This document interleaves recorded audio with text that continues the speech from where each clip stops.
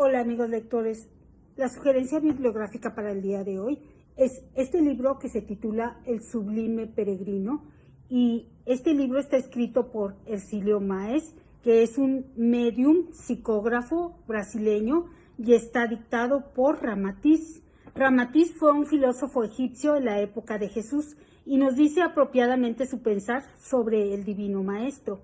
El libro está psicografiado y la palabra psicografía significa una habilidad psíquica de una persona que escribe mensajes sin estar totalmente consciente. Este libro nos habla de la historia de Jesús desde el punto de vista de este filósofo egipcio Ramatiz y nos explica cómo una administración sideral planeó y preparó con mucha anticipación la llegada del Divino Maestro Jesús, y nos dice que el ambiente, ya que el ambiente estaba muy contaminado de fluidos mentales, de gente violenta, salvaje y agresiva, y hubo que higienizar el ambiente antes de la llegada del Divino Maestro, porque él era un espíritu angelical muy elevado, y al bajar a la tierra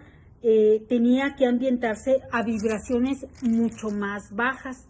Y bueno, este libro también nos habla de una conjunción que tuvo que preparar la gran administración sideral, la conjunción de Júpiter, Saturno y Marte con el signo de Piscis, ya que Jesús nació bajo la influencia del signo de Piscis, y esto lo vemos, por ejemplo, cuando Jesús se convierte en pescador de hombres, o cuando Jesús elige a hombres pescadores como sus discípulos, y el símbolo de dos peces entrelazados que en ese entonces se utilizaban como símbolo de los católicos. Y bueno, también la mitra,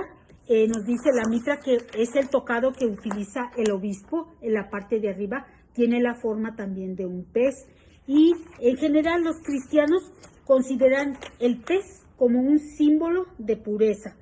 Y también este libro nos habla de que en el tercer milenio la Tierra va a tener otro grado sideral, lo que equivale a un curso espiritual superior, es decir, estamos cursando primaria y pasaremos a un nivel secundaria de instrucción humana, cuyos moradores serán solo espíritus graduados y no entrará a la Tierra cosa alguna contaminada. Y este libro también nos habla de la vida de María, nos dice desde que ella era pequeña siempre escuchaba a este ser angelical que le estaba hablando y le daba consejos, y este ser angelical también nos dice cómo le anunció que ella sería una madre virgen, y ella nos dice que a los 15 años se le mueren sus padres y queda al cuidado, primero se muere uno de sus padres y luego el otro, y queda al cuidado de dos tíos, que estos tíos la envían a un templo de Jerusalén, y ya posteriormente, 2 años después, conoce a José. Nos habla de la vida de José, cómo él era un viudo que tenía 5 hijos y era un poco mayor que María. Nos habla de que Jesús, cómo fallece José, y él fallece a los 47 años, y cuando María tenía 41 y el Maestro Jesús tenía 23 años. Y también nos habla de que María ya desencarnó de una edad muy avanzada y ya estaba muy cansada. Y nos habla de la infancia de Jesús, nos dice que era un niño tan hermoso que siempre sobresalía de todos los demás niños, que era muy encantador y que sus ojos brillaban como 2 joyas de un azul verdoso, que tenía el cabello dorado como los rayos del sol, y lo llevaba siempre suelto flotando con sus caireles al viento. Y él era un niño que no tenía orgullo, era muy cordial y muy afectuoso. Y Jesús también nos habla en este libro que Jesús no era un milagrero, que Jesús nos explica de los supuestos milagros y nos dice que Jesús era un medium, y nos explica varios de los milagros que se dice que Jesús hacía. Nos explica cómo no eran realmente milagros, sino que tenían una explicación. Por ejemplo, el caso de los endemoniados, nos dice que cuando se dice que Jesús arrojó estos demonios en un grupo de cerdos que estaban por ahí, y que los cerdos se fueron a un despeñadero,